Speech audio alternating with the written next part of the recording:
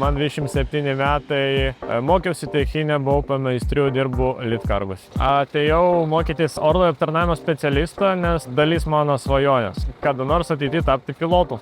Mano pameistrio kelias buvo iš pradžių maždaug 4 mėnesiai mokymosi.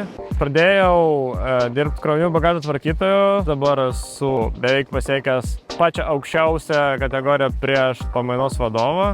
Ir vėliau sieksiu perėti rampos agento poziciją. Kadangi pas mus darbas yra 24/7, tai yra nenutrūkstamas darbas, tai reiškia, reikia užtikrinti pastovų darbą ir pamainos dengdamosis. Šitą ir pasiekia.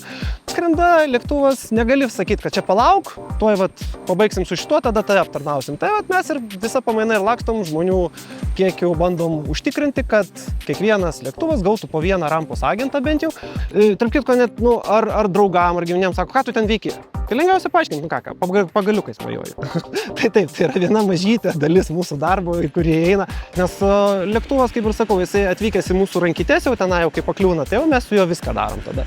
Tiek, jeigu reikalinga elektrą pajungiam, jeigu reikalingas kūras, kūrą organizuojam, kad užpiltų iškrovimas, pakrovimas, to organizavimas, nes vėlgi, tai yra procesas reikalaujantis daug žinių, pastovaus mokymosi, nes visos taisyklės aviacijai dauguma jų rašytos krauju per daugelį metų, tai aviacija toks dalykas, kuri neatleidžia klaidų.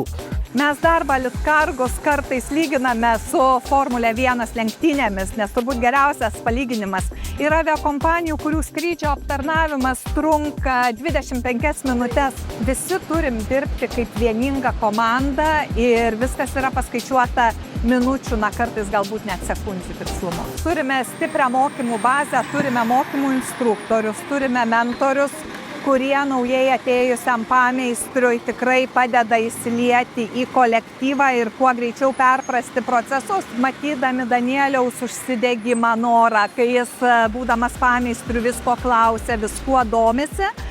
Taip pat ir kiti darbuotojai labiau įvertina tai, ką turi. Ta profesija buvo pirma, nežinojai, kaip viskas atrodys, bet nesigailiu nei vieno savo žingsnio.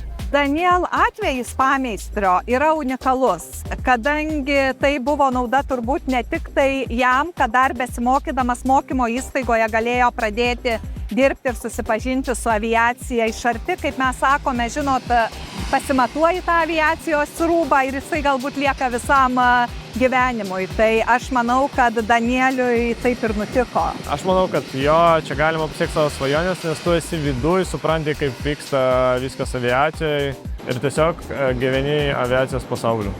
Tikslas pilotų būti, taip. Per 10 metų jau turėčiau bent jau privatų savo skrydį padaryti.